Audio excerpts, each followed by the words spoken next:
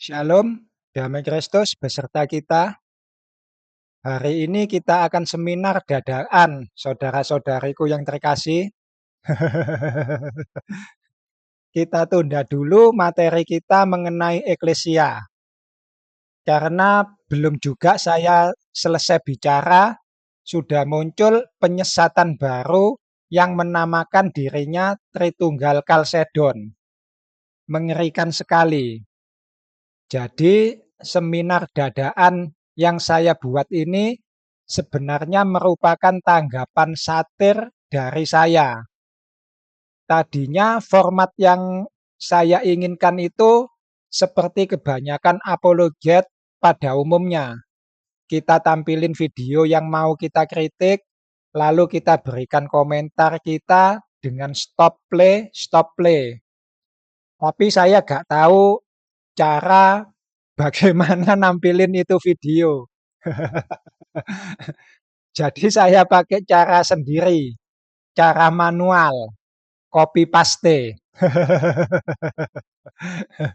Oke, kita langsung saja. Kita buka PowerPoint-nya.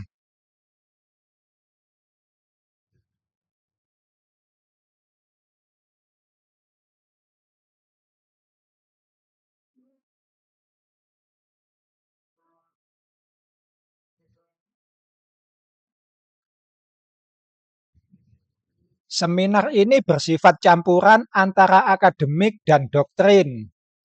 Kalau aslinya hanya dikatakan murni akademik, tapi setelah saya ikuti terus videonya sampai habis, seminar itu sebenarnya murni doktrin. Akademiknya yang dimaksud itu hanya pada bagian ketika dia membacakan Alkitab versi yang dia terjemahkan sendiri. Dia ingin masukan, gitu loh kira-kira. Benar apa salah terjemahan saya? Begitu kira-kira, my friend. Oke, kita lanjut. Seminar ini tidak bertujuan untuk menyerang lembaga atau institusi atau personal pribadi tertentu. Dalam hal terdapat perbedaan pandangan, dimohon untuk menjadikan perbedaan atau koreksi tersebut sebagai bahan penelitian dengan tujuan untuk dipelajari atau dijadikan bahasan penelitian lebih lanjut. Para peserta diperbolehkan untuk memberikan masukan atau koreksi secara ilmiah yang disertai dengan bukti-bukti, data, dan referensi ilmiah. Lebay ini mah, karena dia sendiri bicara juga gak pakai referensi. Jadi nanti kalau Bapak Ibu sekalian menemukan kesalahan, boleh diuji ulang. Kalau kami ada kesalahan, kami dengan senang hati akan menerima koreksi dari Anda. Dan karena seminar ini bersifat campuran, maka yang akademik kalau mau protes, kalian harus berdasarkan data. Harus ada buku referensinya. Ngerti ya? Sekali lagi, yang bersifat akademik kalau mau protes harus memakai data. Jangan berdasarkan menurut saya salah, menurut saya salah. Gak boleh begitu. Anda harus buktikan gramatikal saya salahnya di mana, leksikal di mana, sejarahnya di mana. Anda harus buktikan semuanya itu salah, baru nanti saya ganti, Bapak Ibu sekalian. Nah, ini tadi yang saya maksudkan, saudara. Letak akademisnya itu hanya pada pembacaan Alkitab versi dia sendiri. Bapak Ibu harus mengerti gramatikal dan leksikal kalau mau protes. Dia hanya mau pamer kalau dia bisa menerjemahkan Alkitab. Menerjemahkan di sini tolong dibaca dengan mengalih bahasakan. Sebab dia pribadi belum bisa menerjemahkan Alkitab secara konteks, alias gak ngerti kitab suci. Contohnya nanti ketika dia mencomot kitab Matius. Oke, saya lanjutkan. Tetapi untuk yang menyangkut iman, kalau mau protes, kalian tidak perlu data. Bahkan dilarang keras memakai data. Buku referensinya kalau mau protes hanya satu, kitab suci. Silahkan protes kalau yang saya katakan tidak sesuai dengan kitab suci. Paham ya? Kita buka slide selanjutnya.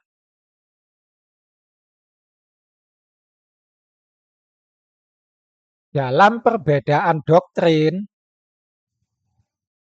dalam hal terjadi perbedaan atau koreksi terhadap keyakinan atau doktrin gereja tertentu, harap dipahami bahwa seminar ini tidak ditujukan secara khusus untuk mengoreksi doktrin dari gereja manapun. Sebelum kita mengoreksi hal yang besar, saya mau mengoreksi hal yang sepele dulu.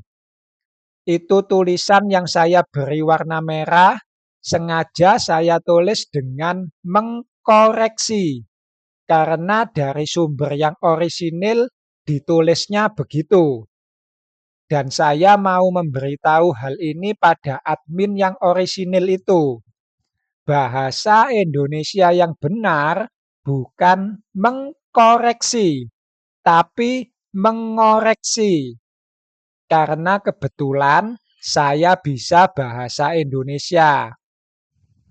Mumpung belum menulis kitab suci bahasa Ibrani ke dalam tulisan bahasa Indonesia. Terima kasih atas perhatiannya.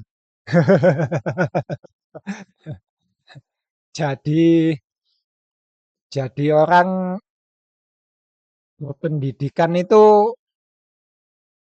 gak enak, saudara. Kenapa? Karena gak boleh ngomong kampret. Tidak terpelajar itu, my friend. Kampret itu bahasanya preman. Sungguh merepotkan. Jadi orang berpendidikan itu. Baik, saya lanjutkan. Bapak Ibu sekalian, tema kita ini adalah tema adem-adem panas, ya, ngeri-ngeri sedap. Kenapa? Saya tidak ingin bicara doktrin, tapi Tritunggal itu doktrin, Bapak Ibu sekalian. Saya tidak ingin bicara doktrin, tapi Tritunggal itu doktrin, Bapak Ibu.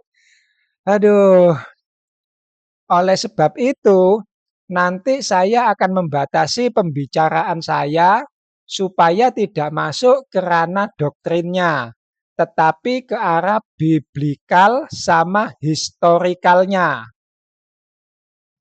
Kalau kalian tahu video aslinya, mereka sama sekali tidak bicara biblikal. Kalau dikatakan bicara sejarahnya Tritunggal, sedikitnya memang ada, tapi biblikal tidak. Dan dia ini sebenarnya sudah mengerti bahwa Tritunggal itu doktrin, yang artinya Tritunggal itu juga teologi. Nanti dia sendiri yang mengajarkan bahwa kita tidak boleh membuat teologi sendiri, sebab Yesus tidak membuat teologi. Nyatanya bagaimana? Hal seperti ini yang membuat saya sedih. Sebab yang ngomong itu gelarnya doktor, bukan orang sembarangan. Rabi kalau zaman Yesus itu. Dan bukan sembarang rabi, tapi rabi besar, guru besar. Baik, saya lanjutkan. Seminar ini tidak mengajarkan doktrin tertentu. Jadi saya nanti tidak mengajarkan doktrin Tritunggal begini, ini begini, begini. Saya tidak menyuruh Anda ikut saya. Ini kajian. Kami skolar. Sorry, yang ini saya harus memakai kata-kata saya sendiri. Ini seminar saya, bukan seminar tetangga sebelah. Khusus yang ini saya harus memakai kata-kata saya sendiri. Seminar saya ini akan mengajarkan Anda doktrin monoteis, yaitu doktrin menyembah Tuhan yang esa, bukan menyembah Tuhan yang kampret.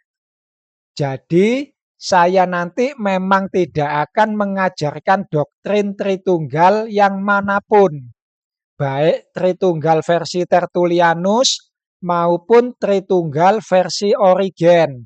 Saya ingin kalian melihat sendiri apa yang dikatakan oleh kitab suci. Biblikal, saudara. Saya bicara iman, bukan kajian. Saya bukan seorang scholar, saya seorang believer. Dan saya percaya Yesus mengajarkan monoteis, bukan mengajarkan Tritunggal. Begitu juga dengan para rasul. Oke? Saya mau kembali mencontek kata-kata orisinil dari admin. BMPTKKI, sorry, seharusnya ini disensor. Pip, tidak mau ikut campur terlalu dalam. Tapi wis kadung. Tapi kami di sini sekarang ini tidak mendoktrin Anda, tapi memberikan masukan secara ilmiah.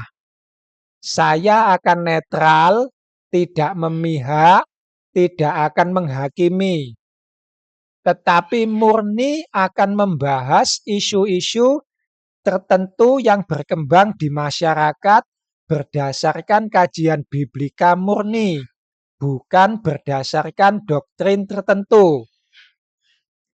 Kalau menurut saya, pertama, pembicara tidak netral, memang tidak menghakimi, tetapi pembicara sudah memihak. Artinya, ya tidak netral, bukan Bagus, Eno, dan Coki. Salam netral. Oke, yang kedua, semua yang disampaikan pembicara dalam seminar justru itu adalah doktrin murni dan pembicara menganut paham doktrin tertentu. Doktrinnya siapa? Teologinya Origen and the Gang. Pembicara juga membanggakan konsili tertentu, yaitu konsili Kalsedon. Ini kajian doktrin murni, bukan kajian biblika murni. Karena biblika murni memang tidak ada Tritunggal. Artinya, Tritunggal tidak bisa dikaji. Tritunggal memang misteri. Beda dengan Tuhan saya. Dia menyatakan diri. Dia bisa dikaji. Dia tidak misteri. Baik, saya lanjutkan mencontek perkataan orisinil dari admin. Beberapa kasus yang akan disinggung di dalam seminar ini antara lain sejarah kristologi Yesus di dalam Tritunggal. 2. Menjawab apakah benar Tritunggal adalah ajaran gereja. Ini penting Bapak Ibu sekalian. Karena kalau Anda tidak tahu mudah disesatkan sama orang nantinya. Salah satu yang menyesatkan adalah pembicara dalam seminar itu sendiri. Yang nomor dua memang penting, saudara. Dan saya akan jawab kebingungan pembicara itu yang mungkin juga menjadi kebingungan masyarakat, dikatakan tadi ya. Oke, masyarakat, dengarkan saya. Saya akan langsung jawab. Dan jawabannya gak pakai ribet. Apakah benar Tritunggal adalah ajaran gereja? Dan jawabannya adalah benar. Tritunggal memang ajaran gereja. Selesai kan? Gak pakai ribet. Itu sebabnya saya tidak percaya otoritas gereja. Saya tidak mau menjadi budaknya gereja, budaknya doktrin. Saya keluar dari gereja, saya eksodus. Sekarang jawab pertanyaan saya, apakah benar Tritunggal itu adalah ajaran Yesus? Kalau Tritunggal itu adalah ajaran gereja, saya percaya. Saya tidak perlu berdebat dan tidak perlu mengajukan data-data yang ribet. Yang perlu saya lakukan adalah keluar dari gereja. Dan sudah saya lakukan. Sebab yang saya percaya adalah Tuhan yang Esa, bukan Tuhan Tritunggal. Saya tidak percaya Yesus mengajarkan Tritunggal. Gerejalah yang mengajarkan Tritunggal. Kalian bisa tidak membedakan ajaran Yesus dengan ajaran gereja? Kalau saya ditanya, apakah saya lebih percaya Yesus atau percaya gereja? Saya lebih percaya Yesus. Yesus itu hidup. Saya lebih percaya ajaran Yesus daripada ajaran gereja. Makanya saya keluar dari gereja. Yang saya percaya adalah Yesus, bukan Tritunggal. Sementara gereja percaya Tritunggal, bukan percaya Yesus. Sampai sini apa bisa dipahami? Gereja sudah menyimpang dari ajaran Yesus. Jadi sekali lagi saya katakan, saya mengakui bahwa Tritunggal itu ajaran gereja. Saya tidak perlu berdebat dan tidak perlu mengajukan data-data. Saya percaya dengan data yang sudah kalian ajukan semua. Gelar kalian doktor, bukan? Dan saya percaya Tritunggal memang ajaran gereja. Sekarang tolong jawab pertanyaan saya. Apakah benar Tritunggal adalah ajaran Yesus? Monggo, ajukan data-datanya. Yang bertanya ini gelarnya hanya SMA. Mohon bimbingan para master. Dan untuk kalian, apa tadi? Masyarakat.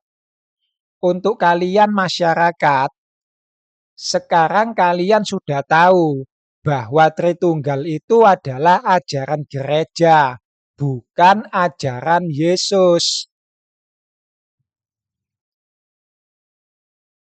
Semoga kalian tidak disesatkan sama orang lagi, tapi disesatkan sama genderuwo. Bercanda, saudara. Intinya, saudara sudah tahu bahwa Tritunggal itu bukan ajaran Yesus, tapi memang ajaran gereja. ajaran bapak-bapak gereja, ular beludak bapakmu. Pertanyaan saya tadi itu sebenarnya juga bukan pertanyaan yang membutuhkan jawaban yang ribet. Apakah benar Tritunggal ajaran Yesus? Jawabannya sudah pasti. Yesus tidak pernah mengajar Tritunggal. Selesai. Gak perlu data yang boten-boten. Baca saja Alkitab. Dan kalian tidak akan pernah menemukan Yesus mengajar Tritunggal. Dengar, hai Israel, Tuhan itu satu oisio, tiga hipostasis. Gak pernah. Iku cangkemmu dewe sing ngomong. Jangan bawa-bawa nama Yesus. Kalau Yesus yang ngomong, dengar, hai Israel, Allah itu Esa. Gak ada embel-embel Esa, tapi hipostasis. Esa, Ousio, tiga hipostasis. Itu mulutmu sendiri. Ular beludak bapakmu. Baca kitab suci. Jangan baca tulisan-tulisan Origen. Kecuali kalian mau mengkanonkan tulisan Origen menjadi kitab suci. Silahkan kalian mengatakan Tuhan itu Tritunggal. Kosakatanya saja tidak ada di Alkitab, apalagi ajarannya. Ular beludak bapakmu. Membuat teologi sendiri. Yesus saja tidak membuat teologi. Yang bikin ribet itu sebenarnya diri kalian sendiri, para skolar. Engkau menyusahkan dirimu sendiri. Padahal yang kalian butuhkan itu hanya duduk manis dekat kaki Yesus. Dan kalian dengarkan apa yang Yesus ajarkan. Para rasul itu sebelum mengajar, mereka mendengar terlebih dahulu apa yang diajarkan oleh gurunya. Siapa gurunya para rasul? Yesus. Guru kalian Yesus atau Origen? Guru kalian Yesus atau Athanasius? Guru kalian Yesus atau Paulus? Guru kalian Yesus atau Petrus? Jadikan semua bangsa muridku. Kalian murid Yesus apa bukan? Yesus itu hidup loh. Jangan dikira karena Yesus mati, lalu yang ngajar itu para rasul. Yesus belum mati. Yesus masih bisa mengajar. Para rasul mendengar terlebih dahulu, baru mengajar. Dan yang diajarkan para rasul hanya apa yang mereka dengar. Dan mereka tidak pernah mendengar ajaran Tritunggal. Oleh sebab itu, di Alkitab pun tidak pernah tertulis kosakata Tritunggal. Baik ajaran lisan maupun ajaran yang tertulis, tidak pernah mereka mengajarkan Tritunggal. Kalian saja para skolar yang bikin ribet. Kalian ingin dikenang dengan mengandalkan pikiran kalian sendiri, lalu kalian mengajar saenak udele dewe tanpa mendengar sang firman itu terlebih dahulu. Dengarkan dan renungkan kata-kata saya. Kalau ingin memberitakan Injil, jangan jadi skolar, brother. Jadilah seorang believer. Sebab pemberita Injil itu sebenarnya tidak mengajar. Yang mengajar adalah Yesus. Yesus itu hidup. Pemberita Injil itu sebenarnya mempromosikan Yesus sebagai Raja dan Juru Selamat, bukan mengajar tentang Yesus. Sebab Yesus itu hidup. Camkan hal itu. Kalau kalian bertanya pada saya, siapa orang paling pinter? Saya tidak tahu. Tapi kalau kalian bertanya pada saya, siapa orang paling bodoh? Jawabannya adalah diri saya sendiri. Bahkan saya adalah rajanya orang bodoh. Oleh sebab itu, kalau ada orang bodoh, saya bisa tahu. Baik, kita lanjut slide selanjutnya.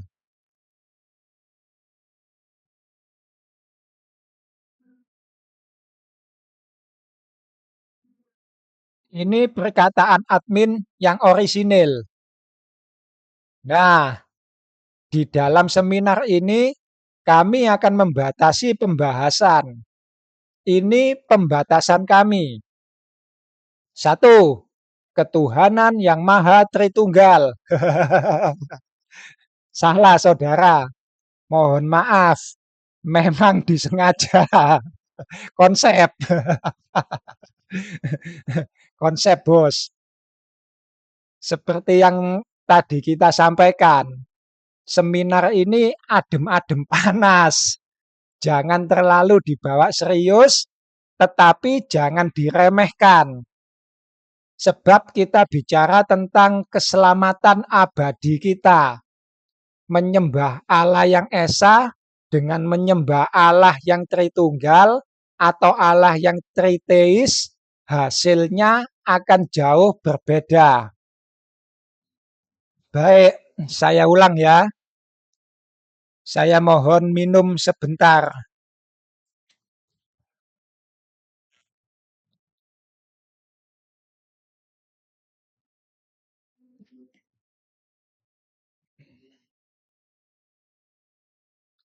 Saya ulang ya. Ini perkataan admin yang orisinil. 1. Tidak akan masuk ke dalam pembahasan doktrin dari masing-masing ajaran. Jadi, Bapak Ibu jangan tanya, Pak Odi, ajaran lengkap dari Oneness itu apa? Terus aliran dari Unitarian itu seperti apa? Kristadelpian itu seperti apa? Tertulian seperti apa? Tidak. Saya hanya kasih pokok-pokoknya saja. Yang paling penting. Sehingga Anda bisa membedakan mana ajaran Yesus Kristus, mana ajaran para kampret. Kalau Anda mau lebih jelas, nanti Anda bisa menghubungi kami, ya. 2. Lebih fokus pada sejarah dan kajian biblika saja, dengan tujuan untuk menemukan ajaran kebenaran tentang ajaran Tritunggal.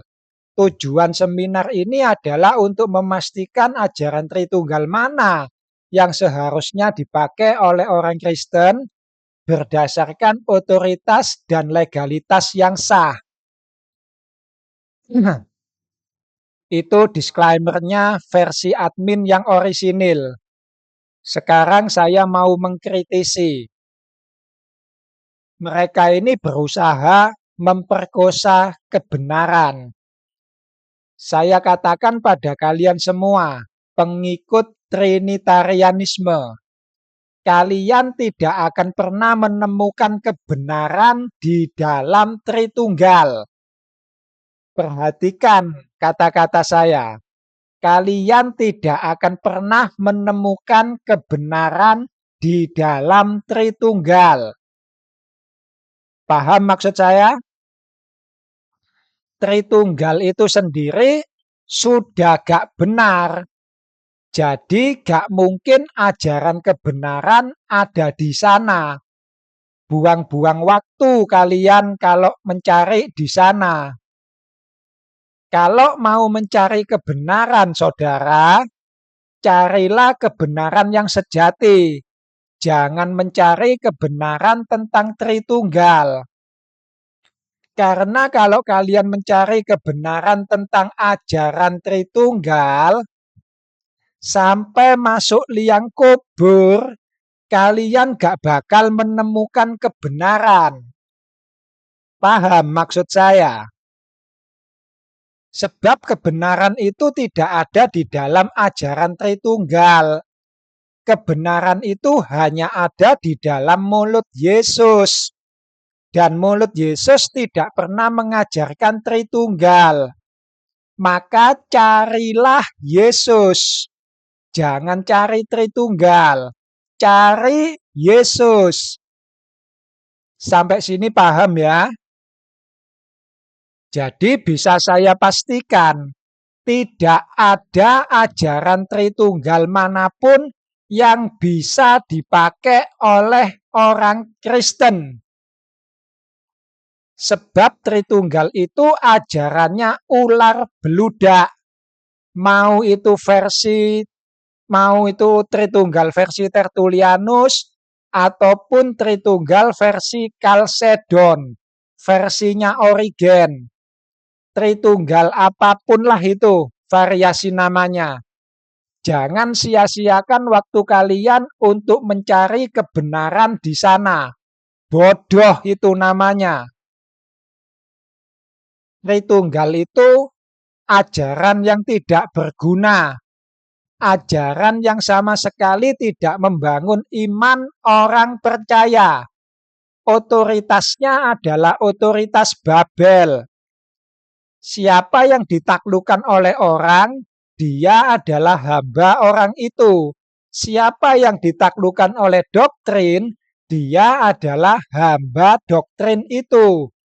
Keluarlah dari gereja, keluarlah dari Babel, saudaraku. Keluarlah dari kota yang besar itu. Jangan ikut ambil bagian dalam dosa-dosanya.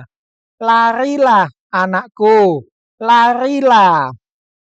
Biarlah orang-orang yang akan binasa yang tinggal di sana. Baik, mari kita lihat slide selanjutnya.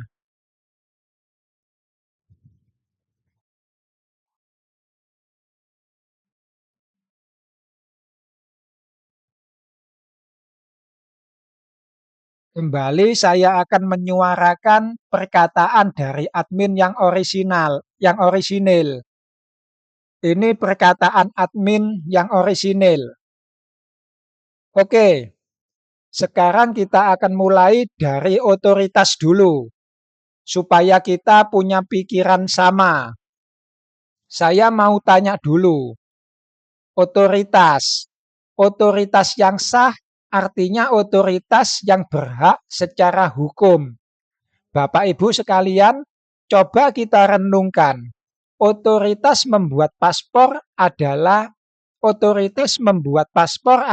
imigrasi. Anda tidak mungkin membuat paspor di kepolisian.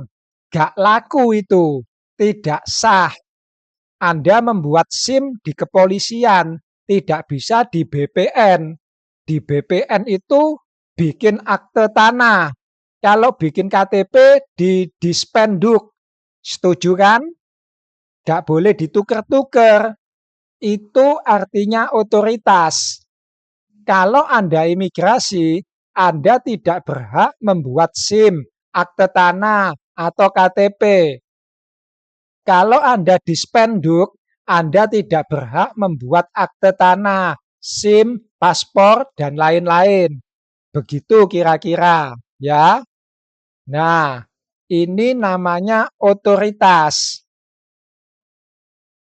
Pertanyaannya sekarang, yang ngomong ini masih admin orisinil, saudara ya.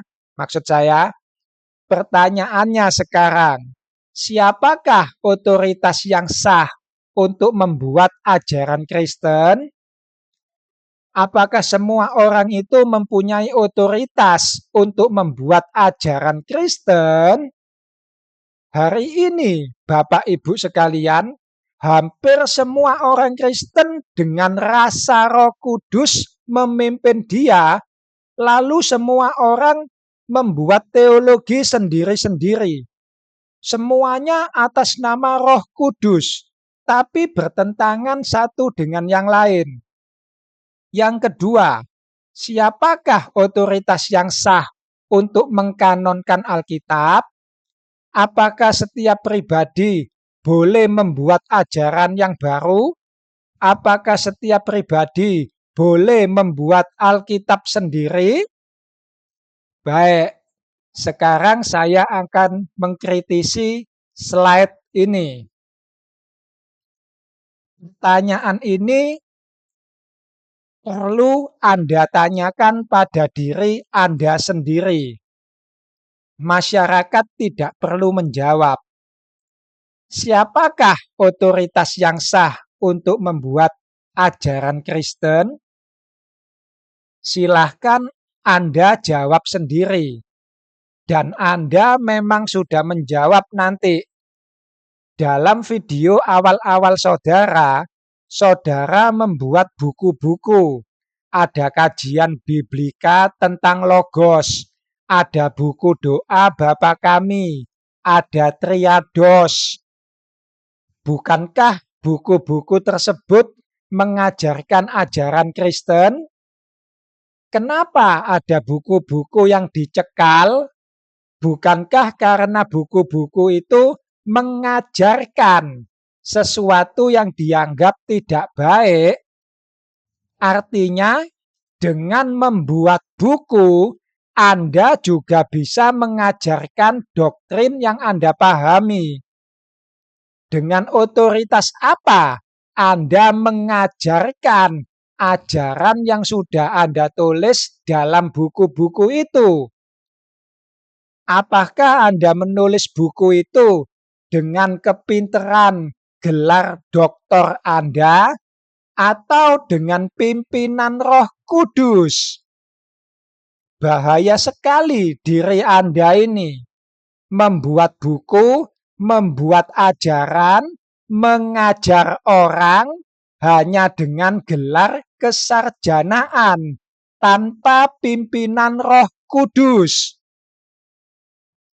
Yang lebih berbahaya lagi, Anda juga sedang membuat proyek menerjemahkan Alkitab. Dengan otoritas dari mana Anda menerjemahkan Alkitab?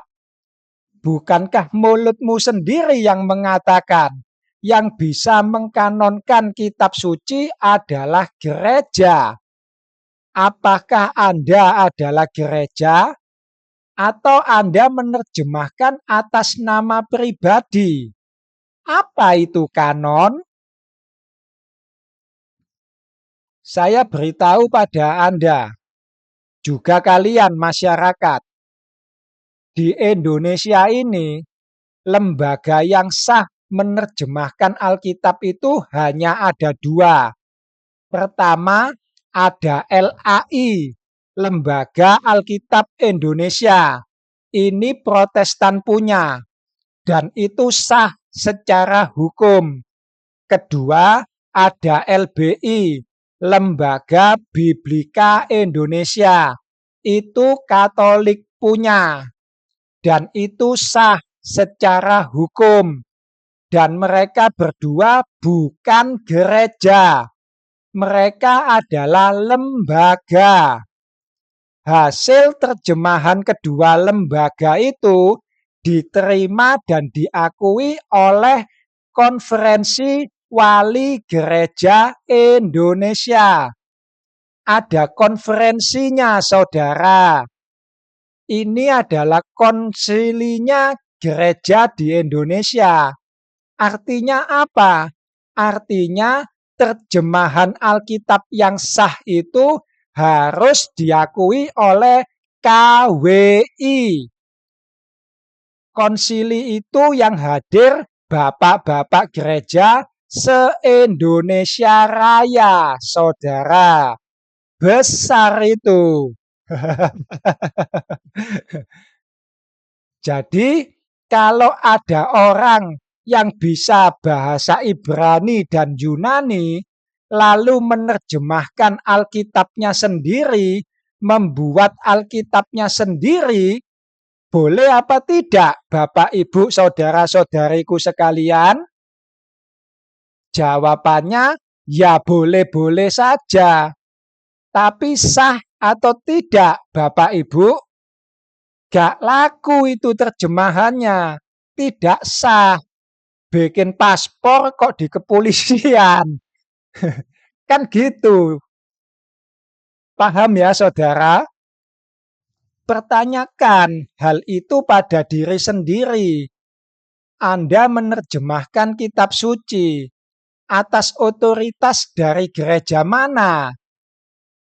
Atas otoritas lembaga yang mana? Apakah Anda ditunjuk oleh LBI? Karena kosakata Anda selalu biblika. Apakah Anda Katolik? Karena yang biblikal, biblikos biasanya orang-orang Katolik. Saksi Yehova menerjemahkan kitab suci versi mereka sendiri. Dan mereka gereja. Punya otoritas? Punya. Legalitasnya sah? Tidak. Karena menerjemahkan di luar dua lembaga yang sah di Indonesia, yaitu LAI dan LBI. Terjemahan Alkitab versi Saksi Yehova belum diakui KWI. Katolik menerjemahkan kitab suci versi mereka sendiri. Dan mereka gereja. Punya otoritas? Punya. Legalitasnya sah? Sah. Di bawah lembaga Biblika Indonesia. Alkitab Katolik diakui oleh KWI. Lah Anda menerjemahkan kitab suci versi Anda sendiri. Apakah sah? Otoritas dari gereja mana? Kalau itu adalah gereja. Atau otoritas dari lembaga mana? Kalau itu adalah lembaga. Sebab lembaga yang sah di Indonesia hanya ada dua. Apakah setiap orang yang bisa bahasa Ibrani sekonyong-konyong boleh menerjemahkan kitab suci untuk dikonsumsi semua orang Kristen? Silahkan Anda jawab sendiri. Saran saya, kalau Anda mau menerjemahkan kitab suci, masuklah menjadi anggota dari salah satu lembaga yang sah itu, LAI atau LBI. Di luar lembaga itu, terjemahannya tidak sah. Aduh, kalau saya seorang perempuan, mungkin saya akan berkata, bunuhlah Odi, supaya jangan ada orang yang berkata, si Amati dibunuh oleh seorang perempuan bernama Odi. Camkan kata-kata saya, saudara. Bukan. Camkan kata-katamu sendiri. Sebab mulutmu sendiri yang bertanya, boleh gak saya membuat Alkitab sendiri untuk mewakili orang Kristen? Silakan Anda jawab sendiri pertanyaan Anda. Oke, mari kita lihat slide selanjutnya.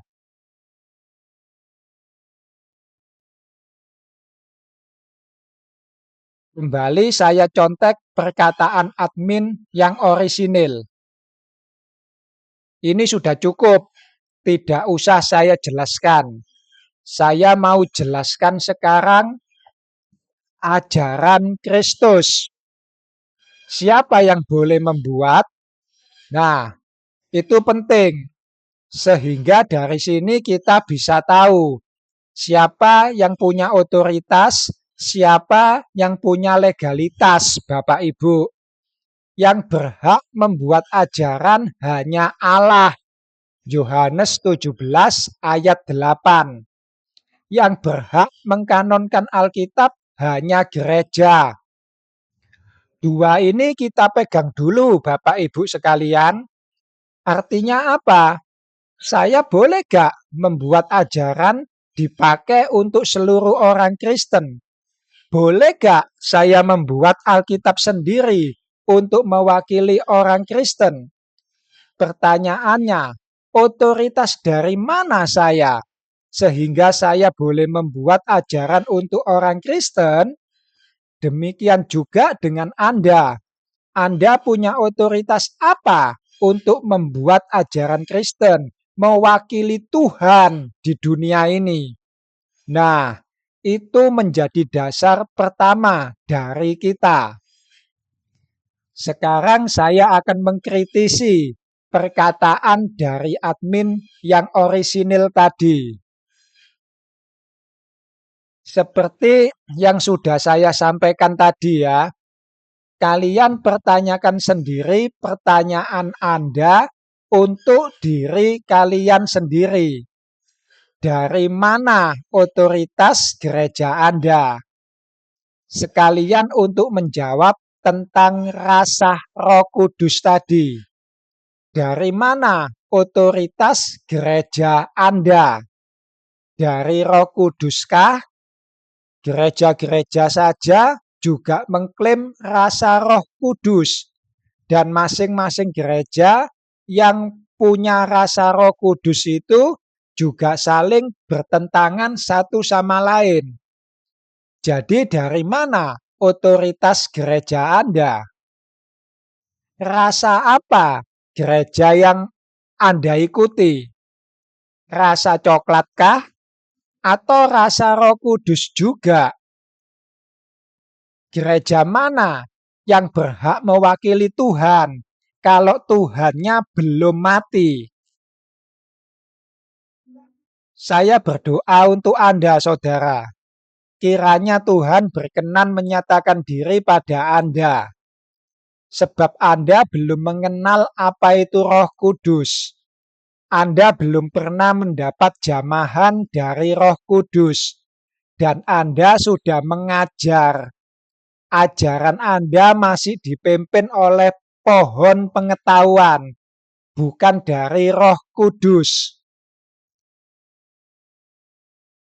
Baik, di slide ini saya hanya mau mengkritisi poin yang nomor 2.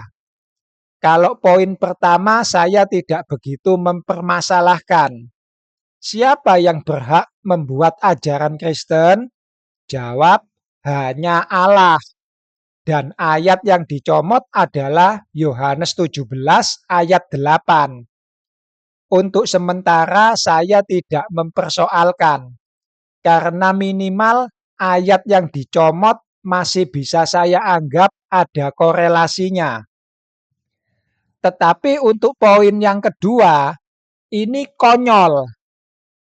Kalau ayat ini dipakai oleh orang Katolik sebagai dasar bahwa Tuhan mendirikan gereja, saya bisa maklumi, walaupun mereka belum mengerti apa itu eklesia. Tapi minimal saya masih bisa melihat ada korelasinya. Tapi kalau kemudian ayat ini dijadikan dasar atas kanon Alkitab, ini saya ragu. Anda itu sebetulnya mengerti Alkitab atau tidak? Anda mengerti atau tidak yang namanya kajian biblika itu? Statement dan dasar ayat yang diberikan gak matching. Matius 16 ayat 8 tidak pernah berkata bahwa gereja punya hak untuk mengkanonkan kitab suci. Saya ragu kalau Anda bisa menerjemahkan Alkitab. Aduh, seperti inilah para pengajarmu, wahai gereja. Saya tutup mulut saja. Nanti dibilang mulut saya kasar, karena saya memang bukan orang berpendidikan. Atau nanti saya dibilang menyerang pribadi, personal. Padahal saya tidak menyerang, saya hanya menunjukkan fakta. Seperti inilah para pengajarmu, dipimpin oleh orang pinter karena makan buah pengetahuan. Wes, apakah bahasa saya sudah cukup alkitabiah? Daripada saya pakai bahasa yang kasar, kampret tenan kok. Jangan dimasukin hati ya saudara, masukkan ke uretra saja, biar langsung bisa dibuang.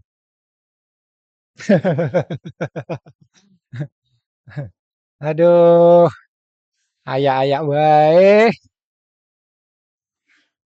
Oke, kita masuk slide selanjutnya.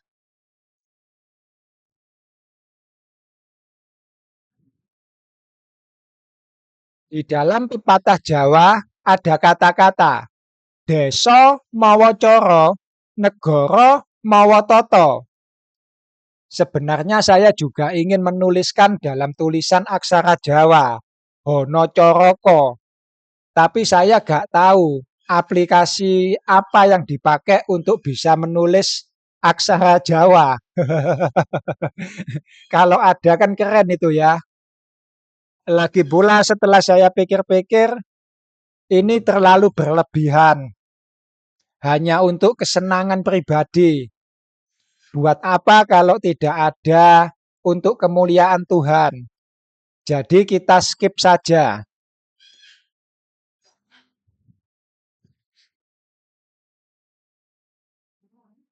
Nah, pengantar.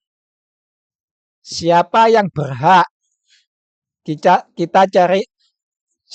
cari siapa yang berhak.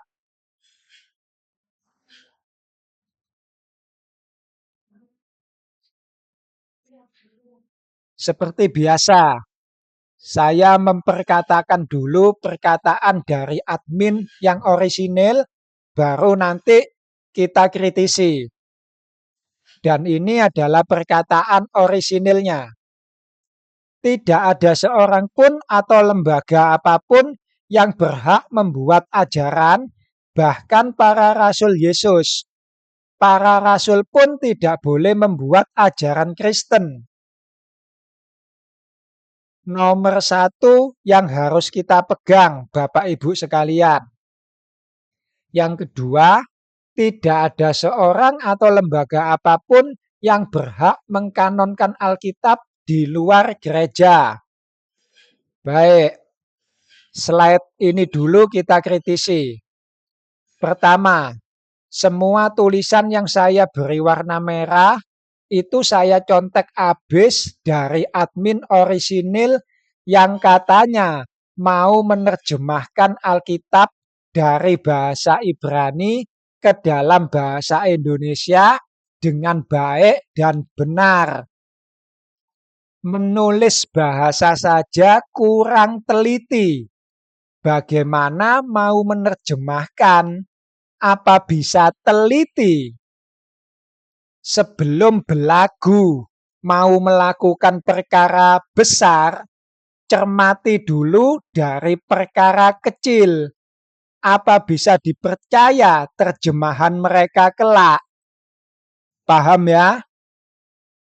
Nah, sebenarnya saya mau mengkritisi poin dari nomor 2. Kalau yang nomor 1 nanti kita rapel saja dengan slide selanjutnya. Saya mau mengkritisi lagi untuk poin nomor 2. Tapi sayangnya tulisan yang kecil-kecil itu tidak dijelaskan oleh admin. Terlebih lagi untuk tulisan kecil yang juga poin kedua. Saya rancu dengan kalimat itu. Maka semua ajaran yang dibuat seseorang adalah bukan ajaran Yesus. Semua Alkitab yang dibuat di luar otoritas gereja adalah tidak kanon. Jujur, saya pusing dengan tata bahasa itu. Saya coba bertanya. Tadi saya memberi contoh saksi Yehova itu gereja. Kalau saya bukan gereja, saya bahkan tidak hidup menggereja. Jadi kalau saya membuat Alkitab, maka Alkitab saya memang tidak kanon. Karena saya bukan gereja. Tapi saksi Yehova itu gereja. Dan mereka membuat Alkitabnya di dalam otoritas gereja mereka. Bukan di luar otoritas gereja. Apakah Alkitab saksi Yehova tidak kanon? Apa itu kanon? Memangnya ada berapa banyak kanon? Apakah waktu konsili Nikea kitab suci belum kanon? Lalu apa dasar Anda mengatakan Alkitab Bizantin itu kanon, sedang Alkitab Nikea tidak kanon? Atau lebih tepatnya, Alkitab apapun di luar Alkitab Bizantin tidak kanon. Apa dasarnya? Berikan saya data-datanya untuk saya pelajari sendiri. Bagaimana dengan gereja Katolik? Bagaimana dengan gereja Advent, GBI, Betani, Mawar Sharon? Bagaimana dengan gerejanya Romo Daniel, Katolik Timur, Ortodoks? Apakah Alkitab gereja mereka tidak kanon? Saya bertanya pada diri saya sendiri oleh karena statement Anda mengenai Alkitab kanon Bizantin. Jangan khawatir, saya tidak bertanya pada Anda tentang Alkitab mereka. Yang saya tanya pada Anda tadi hanyalah, apa dasar Anda mengatakan Alkitab Bizantin itu kanon, sedang Alkitab di luar Bizantin tidak kanon? Karena saya jadi penasaran, gereja Anda sendiri ini gerejanya apa? Apakah gereja Anda sudah benar menggunakan Alkitab kanon Bizantin? Kalau Anda tanya saya, apa gereja saya sudah gak punya gereja lagi. Maksud saya sudah tidak hidup menggereja. Dulu saya Katolik, sekarang saya melalang buana. Anak manusia tidak punya tempat untuk menyandarkan kepalanya. Begitu juga dengan saya sebagai muridnya. Dan Alkitab yang saya pakai adalah Alkitab Katolik. Saya gak peduli mau itu dikanonkan waktu konsili Nikea atau mau dikanonkan waktu konsili Trente. Yang saya percaya adalah Yesusnya, bukan uskupnya. Saya tidak percaya lagi mulut seorang uskup. Sebab sekarang saya tahu bahwa Yesus itu hidup. Saya memang harus berterima kasih pada uskup. Karena mereka saya bisa tahu bahwa di sana ada Yesus. Dan ketika saya samperin Yesus yang ada di sana itu, sekarang saya bisa berkata kepada uskup, "Hei uskup, aku percaya, tapi bukan karena mulutmu, tetapi karena aku sendiri sudah bercakap-cakap dengan dia. dan engkau berdusta tentang dia. Kampret mulutmu. Lalu bagaimana dengan Alkitab buatan Anda sendiri? Disclaimer poin pertama mengatakan, kami menggunakan Alkitab kanon Bizantin yang dikeluarkan oleh Konsili Kartago. Tapi yang saya tahu nanti Anda membaca 1 Yohanes 1 menggunakan Alkitab yang Anda terjemahkan sendiri. Apakah Alkitab yang Anda baca itu adalah Alkitab kanon dari Bizantin? Bukankah Alkitab terjemahan Anda masih belum lengkap? Kurang kitab Wahyu? Jadi kitab buatan Anda dengan kitab buatan Saksi Yehova lebih kanon mana? Kitab Saksi Yehova dibuat di dalam gereja. Apakah Anda membuat kitab suci Anda di dalam gereja atau di luar gereja? Pertanyaan saya mengacu pada tulisan kecil-kecil yang poin nomor 2. Sayangnya Anda tidak menjelaskan. Baiklah, mari kita masuk slide selanjutnya.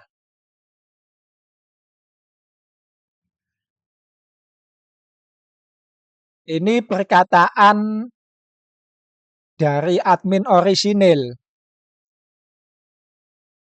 Jika para rasul dan murid-muridnya yang lurus tidak kita percaya, apakah kita harus percaya kepada orang-orang Kristen modern yang tidak jelas dari mana ajarannya? Untuk slide ini, saya tidak bisa membacakan semua perkataan versi admin yang orisinil, saudara. Dalam slide ini ada beberapa statement-statement dan pertanyaan-pertanyaan yang dilontarkan. Kalian bisa lihat sendiri versi orisinilnya. Saya mohon minum sebentar.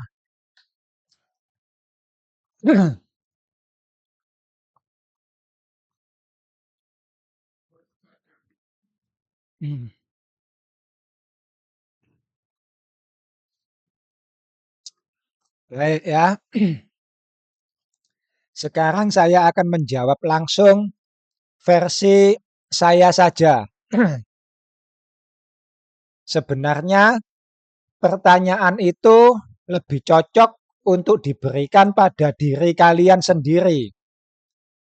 Bukankah orang modernnya adalah dirimu sendiri? Bukankah yang tidak jelas itu adalah ajaranmu, Trinitas Kalsedon? Dari mana ajarannya? Gak jelas. Di Alkitab gak ada. Biar saya pertegas lagi di sini. Kalau saya pribadi, saya masih percaya dengan para rasul. Sebab para rasul masih belum mengajarkan Tritunggal. Saya mulai tidak percaya dengan mereka yang disebut uskup. Saya tidak percaya sama mereka semua. Mulai dari yang duduk di dalam konsili Nikea sampai yang duduk hari ini di tahta Vatikan. Tidak semua orang-orang zaman dulu itu kampret. Hanya mereka yang mengajarkan Tritunggal yang saya sebut dengan kampret. Sebab mereka mengajarkan ajaran yang berbeda dari apa yang diajarkan oleh para rasul. Bahkan berbeda dari ajaran Yesus Kristus itu sendiri. Origen, Athanasius, Tertullianus, mereka semua mengajarkan ajaran ular beludak, yaitu Tritunggal, bukan ajaran Yesus. Bagaimana saya bisa percaya sama mereka? Kalau engkau mengatakan mereka hidup lebih dekat dengan zaman para rasul sudah mati, dan saya katakan pada kalian semua, saya hidup di zaman Yesus masih hidup. Anda mau ngomong apa?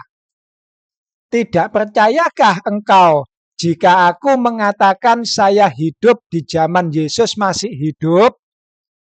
Maka benarlah apa yang disampaikan oleh para nabi.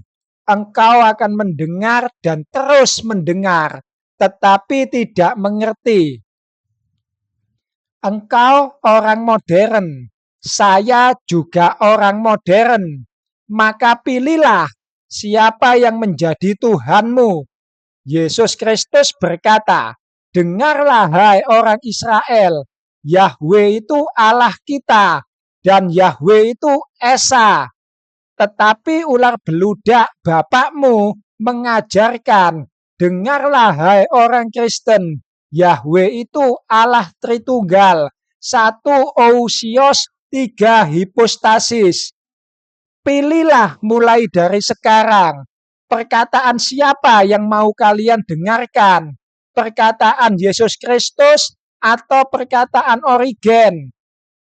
Jangan pernah engkau mengatakan ada 520 uskup yang berkumpul. Sebab saya katakan padamu, hai keturunan ular beludak, sekalipun ada 1 juta uskup, dan bahkan sekalipun yang konsili itu adalah malaikat, kalau mereka mengajarkan Tritunggal, saya katakan pada kalian, saya tidak percaya. Dan saya juga akan mengatakan, ular beludak bapakmu. Kekristenan saya jelas, Yahweh itu Allah dan Yahweh itu Esa. Tuhan itu roh, Yesus yang mengajarkan. Bagaimana dengan kekristenanmu sendiri? Yahweh itu ousios. Ousiosnya ada 3 hipostasis. Siapa yang mengajarimu? Bukankah benar jika aku mengatakan ular beludak bapakmu?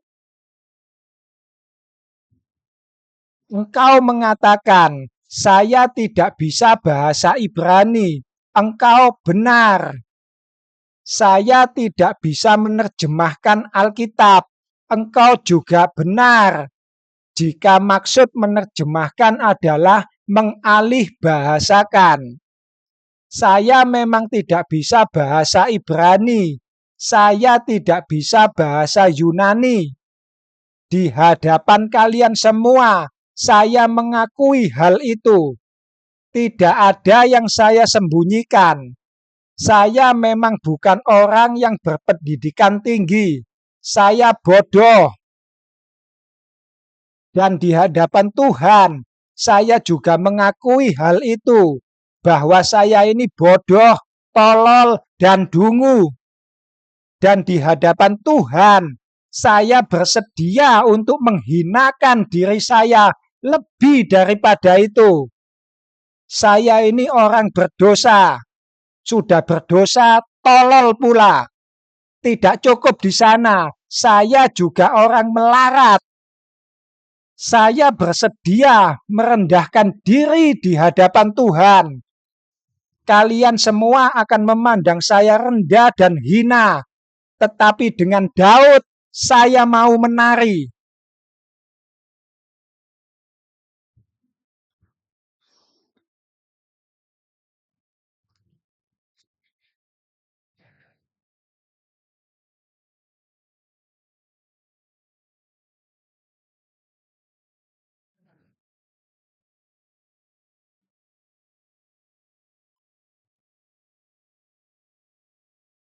Baik, mari kita lanjut ke slide selanjutnya.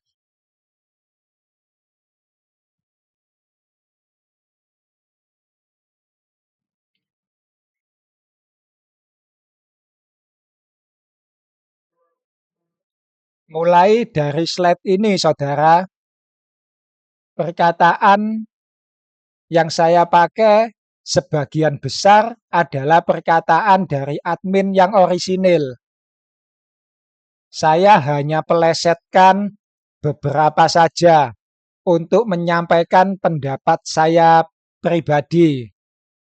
Jadi mulai dari slide ini, saya tidak akan berkomentar banyak. Sebagian besar adalah perkataan dari seorang doktor teologi. Disclaimer ya, sebagian besar, artinya tidak semua. Namanya juga tanggapan satir. Paham ya arti satir? Baik, kita mulai. Bapak Ibu lihat ini dulu. Saya membuat grafik. Yang biru, grafik biru panah ini, Yesus adalah batu penjuru.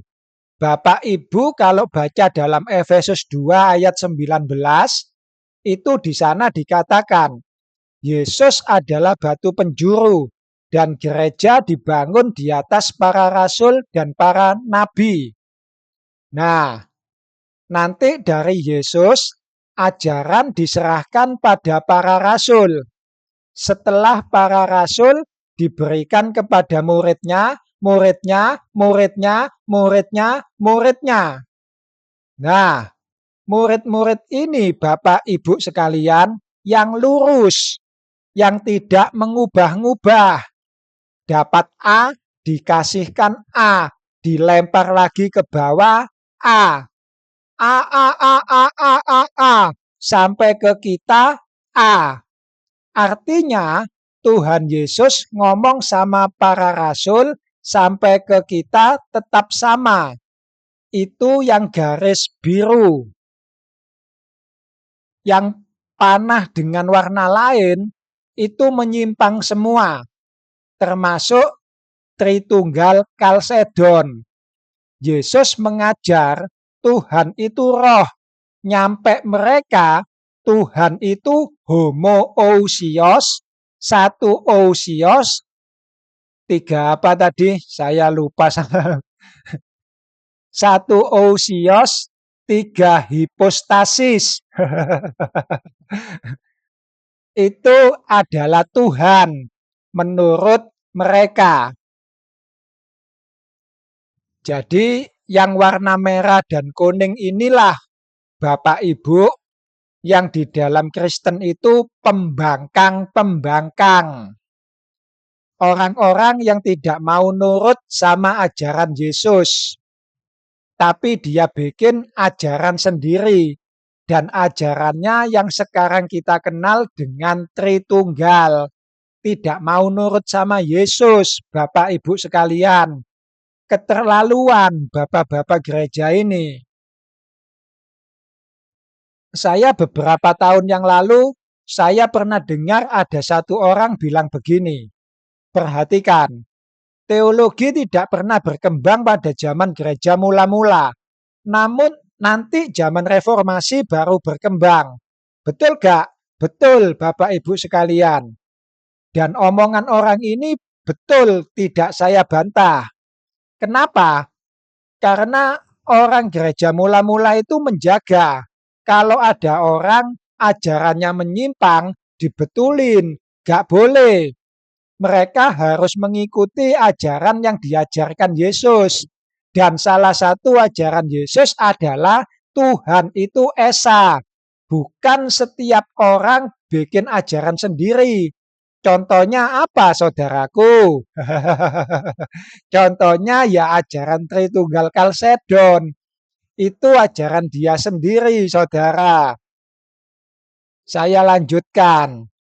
Oleh sebab itu, setiap orang yang membuat ajarannya sendiri, itu dianggap bidat, Bapak Ibu sekalian. Tritunggal itu bukan ajaran Kristus. Tapi kalau direformasi, reformasi baru 500 tahun, Bapak Ibu, saudara sekalian. Kalau Anda baca di dalam Science Today itu 60.000. Kalau Anda baca di Christianity Today itu Anda cari di websitenya itu 47.000 sedunia. Masing-masing mengklaim dirinya benar. Semuanya dipimpin Roh Kudus, tapi tidak ada satupun yang sama. Bahkan Pantekosta dengan Pantekosta tengkar karena teologinya tidak sama. Reform dengan reform tengkar. Karismatik dengan karismatik bermusuhan. Kenapa kok begitu? Karena setiap orang bikin teologi. Oke? Nah, dari sini saya harus memberitahukan ini dulu. Mari kita lihat slide selanjutnya.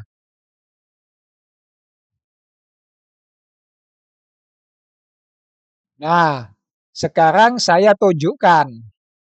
Yesus sendiri, Bapak Ibu sekalian, tidak pernah membuat teologi. Perhatikan, Yesus tidak pernah membuat teologi. Di dalam Yohanes 14 ayat 10, dia bilang begini, "Tidak percayakah engkau bahwa aku di dalam Bapa dan Bapa di dalam aku? Apa yang aku katakan kepadamu, tidak aku katakan dari diriku sendiri, tetapi Bapa yang diam di dalam aku, dialah yang melakukan pekerjaannya." Artinya apa? Yesus pun ketika ngomong, dia tidak membawa teologinya sendiri. Dan dia tidak bikin teologi di dunia ini. Tapi menyampaikan apa yang Bapa kasih dan Bapa berbicara di situ melalui Kristus. Dalam hati saya bertanya, ini orang sebenarnya ngerti gak dengan apa yang dia ucapkan sendiri? Jangan-jangan seperti peribahasa Jawa, akeh glodoke ketimbang udane. Baik, saya lanjutkan. Di dalam Yohanes 17 ayat 8, Anda nanti baca ya, saya tidak terlalu buka di Alkitab karena waktu kita habis nanti. Sebab segala firman yang telah engkau sampaikan kepadaku telah kusampaikan kepada mereka, dan mereka telah menerimanya. Mereka tahu benar-benar bahwa aku datang daripadamu, dan mereka percaya bahwa engkaulah yang telah mengutus aku. Lihat, Tuhan Yesus ketika di dalam percakapan dengan Bapa dalam Yohanes 17 ayat 8. Firman yang telah engkau sampaikan kepadaku, telah kusampaikan kepada mereka. Artinya apa? Yesus saja tidak bikin teologi. Terus siapa manusia-manusia modern sekarang? Kok bikin teologi? Bapak, Ibu, Saudara sekalian. Yesus pun loh, dia yang sang firman, itu saja tidak membuat teologi. Begitu taatnya. Dalam hati saya jawab, mereka itu manusia brengsek om. Dia tanya gak dijawab kan kasihan. Siapa manusia-manusia modern ini?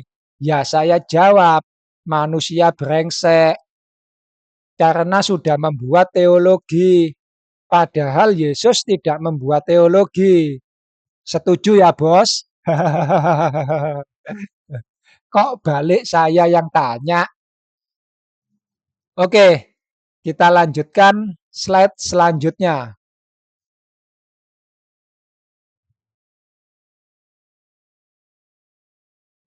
Pengakuan Petrus. Petrus di dalam Kisah Para Rasul 4 ayat 20. Sebab tidak mungkin bagi kami untuk tidak berkata-kata tentang apa yang telah kami lihat dan yang telah kami dengar. Saya tidak punya waktu, nanti baca sendiri 2 Petrus 1 ayat 16 sampai 18. Dia tidak mengatakan dongeng-dongeng, tapi apa yang kami lihat, apa yang kami dengar, itu yang kami beritakan. Beda dengan teolog zaman sekarang ngarang teologi sendiri, Bapak Ibu sekalian. Yesus saja tidak bikin teologi sendiri, para rasul juga tidak bikin. Tapi orang sekarang yang sudah 2000 tahun, bahasa Ibrani gak ngerti, bahasa Yunani gak ngerti, pertobatannya tidak jelas, tapi bikin teologi. Lagi-lagi saya berkomentar dalam hati.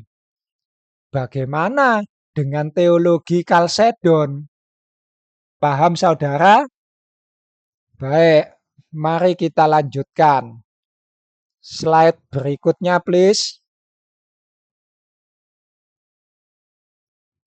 Pengakuan Yohanes. Tadi Petrus, sekarang Yohanes.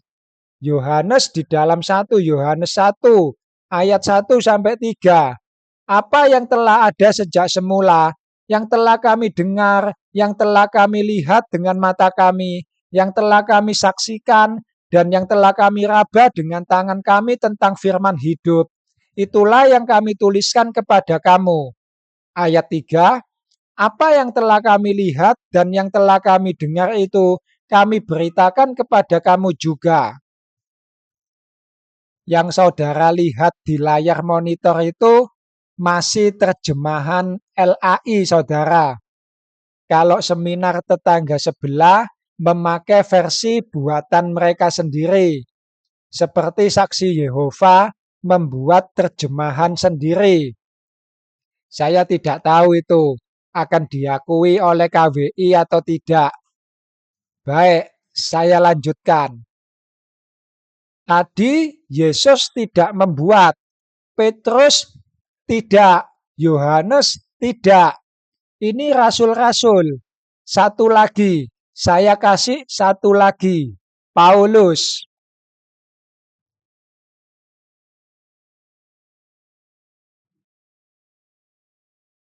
Paulus bilang apa? Dalam kisah Rasul 22 ayat 15. Sebab engkau harus menjadi saksinya terhadap semua orang tentang apa yang telah kau lihat dan yang kau dengar. Ini perkataan Yesus yang diulang kepada Rasul Paulus. Rasul Paulus bilang, Yesus sendiri ngomong sama saya, kamu akan menjadi saksi. Pertanyaan saya, saudara, ketika Yesus ngomong sama Paulus ini, Yesus ada di mana? Yesus sudah diangkat ke surga apa belum? Lah kok Anda tidak percaya kalau ada orang modern yang hidup di tahun 2000-an juga bisa bertemu dengan Yesus? Oleh sebab itu saya katakan, berbahagialah engkau yang tidak melihat tapi mendengar. Sebab mendengar itu lebih penting daripada melihat. Baik, saya lanjutkan. Oleh sebab itu Rasul Paulus mengajarkan juga, ya, kita semua para rasul, ya, itu mengajarkan apa yang dia lihat, apa yang dia dengar, bukan membuat teologi.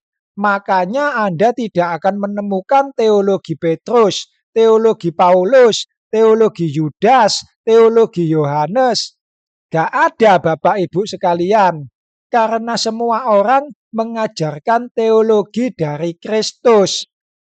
Saya nafsu. Bahasanya channel layar teologi. Saya contek bahasanya ya Om. Aku melu nafsu jare.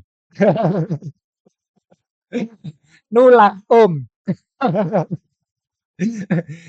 Saya nafsu untuk memberi komentar ini. Semua rasul mengajarkan apa yang mereka lihat dan yang mereka dengar. Kita semua para rasul, Anda dan saya, kita. Lalu apa yang Anda lihat dan yang Anda dengar? Anda mendengar Tuhan itu esa Atau Anda mendengar Tuhan itu ousios, tiga hipostasis. Saya juga rasul dan saya mendengar Yesus mengajar Tuhan itu esa. Apa yang Anda dengar, brother? Boleh aku memanggilmu brother? Saya memang tidak pernah menemukan teologi Petrus, teologi Paulus, teologi Yudas. Yang pernah saya temukan adalah teologi Origen, teologi Gnostik, teologi Praxea, teologi Tertullianus, teologi Athanasius. Sebab mereka semua tidak mengajarkan ajaran Kristus. Oleh sebab itu, mereka membuat teologinya sendiri. Dan Anda sendiri yang mengatakan Yesus tidak membuat teologi. Baik, saya lanjutkan. 1 Korintus 11 ayat 23. Sebab apa yang telah kuteruskan kepadamu telah aku terima dari Tuhan. Bapak Ibu sekalian, berdasarkan ayat-ayat ini, kalau para rasul itu saja tidak membuat ajaran sendiri, menurut Anda boleh gak ini? Kita kembali ke slide yang ini. Nikolaus membuat ajaran sendiri. Nestorius membuat ajaran sendiri. Origen membuat ajaran sendiri. Berarti itu bukan ajaran Kristus.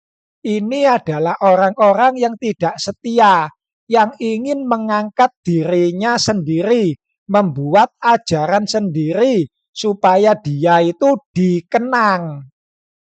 Para rasul tidak ada satupun yang begitu, Bapak, Ibu, saudara-saudari sekalian.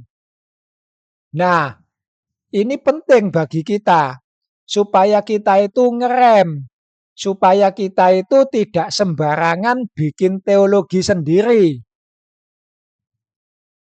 Para Trinitarian harus mendengarkan nasihat dari orang ini. Ini serius, sebab nasihatnya memang baik, supaya kita ngerem. Gak kebablasan mengajar kalau belum waktunya Anda mengajar. Duduk manis dulu dekat kaki Yesus. Dengerin apa yang diajar Yesus. Apakah Yesus mengajarkan Tritunggal? Setelah itu saya jamin kalian pasti bicara dengan sendirinya. Sebab tidak mungkin orang yang mendengarkan firman Tuhan tidak berkata-kata. Tetapi perkataannya itu pasti berasal dari Tuhan. Lalu perkataan seperti apa yang tidak berasal dari Tuhan? Kalau dia memperkatakan ajaran Tritunggal.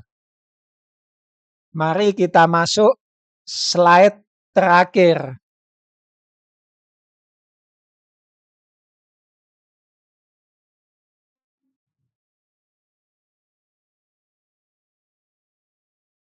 Oke, kita teruskan ya. Nah, sekarang kita masuk ke Tritunggalnya. Apakah ajaran Tritunggal itu Alkitabiah? Jelas tidak. Jadi kita tidak perlu melanjutkan pada pertanyaan yang kedua. Saya pribadi tidak tahu.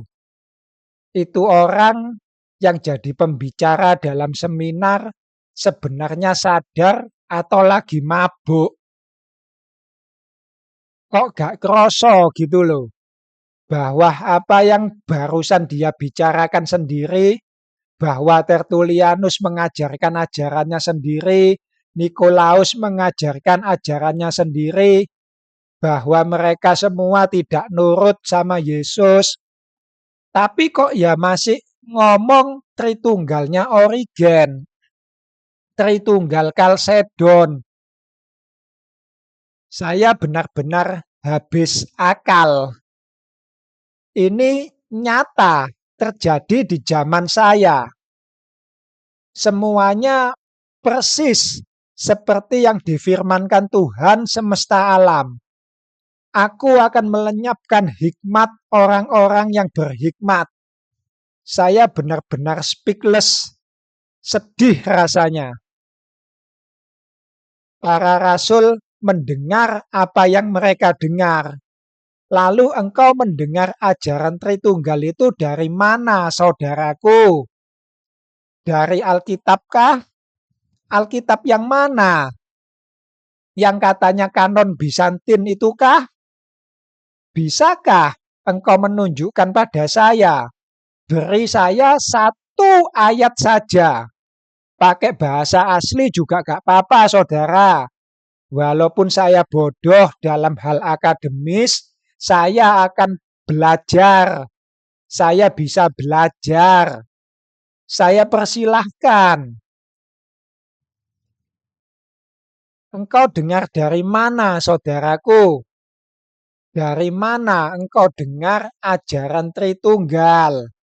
Dari Origen kah? Oke, Origen mendengar dari mana? Tradisi lisan, betul? Lisannya lisan siapa? Lisan siapa yang mengajarkan? Lisannya Paulus kah? Atau lisan Yohanes? Atau dari Petrus? Atau mungkin langsung lisan dari Yesus? Origen diajar Yesus, sama seperti Yesus mengajar Paulus. Lah kok beda ajarane Origen dengan ajarane Paulus? Paulus kok gak pernah ngomong Tritunggal? Sesungguhnya engkau memang mendengar, tetapi engkau tidak mau mendengarkan. Yesaya sudah memperingatkan, diulang oleh Yesus sendiri, diulang lagi oleh Paulus. Dan sekarang saya harus mengulang perkataan itu. Kalian akan mendengar dan terus mendengar, tetapi kalian tidak akan mengerti. Kalian akan melihat dan terus melihat, tetapi kalian tidak menanggap. Engkau nyata ya Tuhan. Engkau adalah Yahweh. Engkau nyata adalah Yahweh. Satu-satunya Tuhan semesta alam. Engkau Esa. Engkau bukan Tritunggal. Engkau akan merobohkan Allah-Allah palsu.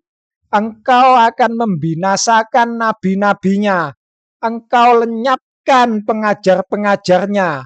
Mulialah namamu, ya Tuhan, Allah yang Esa. Amin.